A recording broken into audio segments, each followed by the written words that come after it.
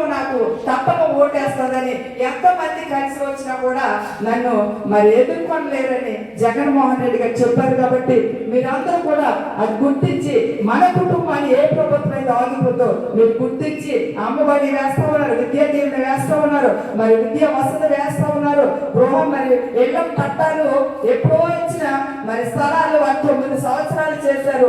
9 సంవత్సరాలు కూడా ఎవరికి ఇవ్వలేదు. నేను సర్పంచ్ అయిన తర్వాత కూడా మరి ప్రతి ఒక్కరు కూడా ఇళ్ల స్థలాలు ఏర్పాటు చేయడం జరిగింది. పట్టాలు కొంతమందికి స్థలాలు చూపించారు.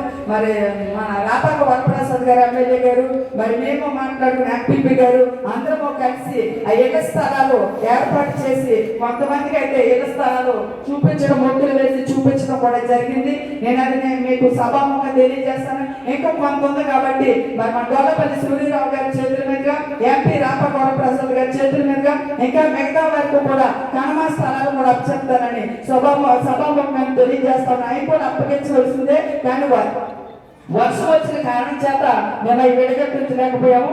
ఈ సంవత్సరం అయితే అది చేయిస్తాము. మీరు తప్పనిసరిగా మీరందరూ కూడా అందరికీ చెప్పి ప్రభుత్వం మనకు ఉపయోగపడుతుంది కాబట్టి ఎంతో మంది వాగ్దానాలు చేస్తారు. ఆయన చేసిన వాగ్దానాలు ఆయన మనకు రాబడి ఎంత, ఆయన ఇస్తానన్నది ఎంత మీరు ఒకసారి క్యాల్కులేట్ చేసుకుంటే మనకి జీరో.